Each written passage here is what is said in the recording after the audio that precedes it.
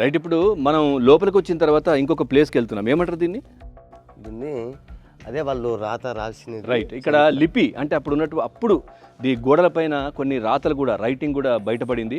So అవన్నీ చూద్దాం. తర్వాత ఎప్పుడు ఎండాకాలం కానీ ఏది కానీ పైనుంచి ఒక వాటర్ డ్రాప్స్ అయితే పడుతూ ఉంటాయంటే ఇప్పటికీ కూడా. సో అవి కూడా మనం లోపలికి వెళ్ళి చూసే ప్రయత్నం చేద్దాం. రండి పదండి. కానీ మీరు రెగ్యులర్గా ఇక్కడికి వస్తుంటారా? ఇక్కడికి నైట్ టైంలో వస్తారా? నైట్ కానీ తిరుగుతాం సార్. భయం కాదా? భయంగా కాదు సార్.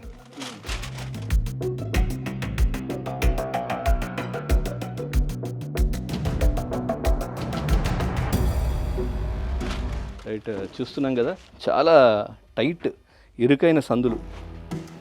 సో ఇక్కడ నుంచి కూడా ఇక్కడ ఉంది కానీ ఇక్కడికే ఎండు.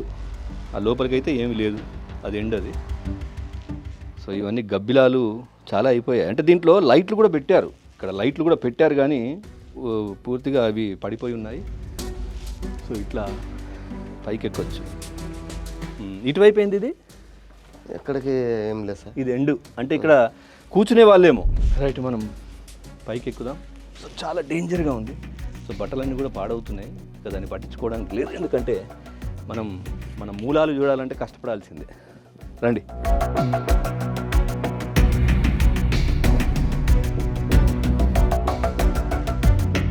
రైట్, ఇక్కడ చూస్తున్నాం కదా, ఇక్కడ వాటర్ పైనుంచి ఒక్కొక్క డ్రాప్ కంటిన్యూగా పడుతుంది. ఇది పెద్ద కొండ అయినా కానీ ఇది ఒక రహస్యం. నీళ్ళు ఎక్కడి నుంచి వస్తున్నాయో కూడా తెలియదు. సో అక్కడి నుంచి ఒక్కొక్క డ్రాప్ వచ్చి దీంట్లో కంటిన్యూగా సమ్మర్ కావచ్చు, ఏ కాలమైనా సరే ఇక్కడ నీళ్లు పడుతూ ఉంటాయి. ఇక్కడ మనం ఇప్పుడే తడిగా కూడా చూస్తూ ఉన్నాం.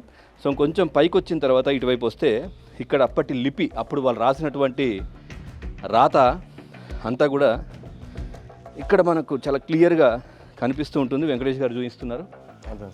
సో ఇది చూస్తున్నాం కదా, దీనిపైన చాలా పైకి ఇక్కడ ఆ రెడ్ కలర్ అంటే జాజు కలర్లో రాసినటువంటి రాత కూడా కనిపిస్తుంది. అంటే వెంకటేష్ గారు ఇది పైన మళ్ళీ రాసిండ్రా?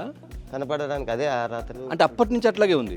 అట్లే. సో అది నేను మళ్ళీ రాశారేమో అనుకున్న దానిపైన, కానీ ఆదిమానవుల సమయం నుంచి అది అట్లాగే ఉంది, ఆ కలర్లోనే ఉంది. సో కంటిన్యూగా ఎవరు కూడా రాయలేదని వెంకటేష్ గారు చెప్తున్నారు. సో ప్రతిదీ కూడా ఒక అద్భుతమే.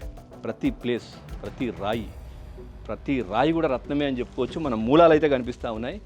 సో మన పూర్వీకుల మూలాలు ఇటు చూసుకోవచ్చు. ఇటు ఎంత అద్భుతంగా ఉంది. ఇక్కడ నిజంగా ప్రకృతి చెక్కినటువంటి శిల్పాలు అని మనం పాటల్లో, చరిత్రలో, ఏదైతే పుస్తకాల్లో చూస్తూ ఉంటాం. ఇగో ఇది ప్రకృతి చెక్కినటువంటి శిల్పాలు అంటే ఇవి. రాయలసీమ ఒక ప్రాచీన రాతి యుగపు ఆనవాలు కూడా ఇక్కడ కనిపిస్తున్న నేపథ్యంలో ఇవన్నీ కూడా ప్రజలకు చేరాలి, ప్రజలు చూడాలి. సో మళ్ళీ ఇక్కడికి వచ్చి ఇది ఒక మంచి పర్యాటక క్షేత్రంగా కూడా కావాలి అంటూ కూడా కోరుకుంటున్నాం. సో చూస్తున్నారు కదా, ఎంత అద్భుతంగా ప్రకృతి ఏ విధంగా చెక్కినటువంటి శిల్పం, మన ఆది మానవుల మూలాలు ప్రతిదీ ఇక్కడ కనిపిస్తూ ఉన్నాయి. రైట్, చూస్తున్నాం కదా, పైన కూడా మళ్ళొక గుహ కూడా ఉంది. అక్కడ నుంచి ఇంకొక గుహ కూడా కనిపిస్తుంది. వెంకటేష్ గారు, ఏంటి మీరు వెళ్ళారు ఎప్పుడైనా? వెళ్ళాను సార్. ఏందది? వెళ్ళి ఇట్లా పేకి పోయినాక బాగా ఫ్రీగా కూర్చునేటట్లు ఏదో పైన గుడిలాగా అట్లా ఎల్లడిగా లోపల ఉంది. ఓకే, ఇట్లా ఎక్కిపోయి మళ్ళీ ఇట్లా తిరగాల. లోపల ఇంకా మలుపులు కూడా ఉన్నాయి ఇందులోనే? మలుపులనే ఉంది. ప్లేస్ ఊరికే కూర్చొనికే తపస్సు చేసుకున్నట్టు ఉంటుంది. రైట్, చూసారు కదా, దీనిపైన ఇంతెత్తు పైకి కూడా వచ్చి వాళ్ళు ప్రశాంతంగా తపస్సు చేసుకునే వాళ్ళు, ఋషులు ఇందులో ఉండేవాళ్ళు అని కూడా వెంకటేష్ గారు చెప్తున్నారు.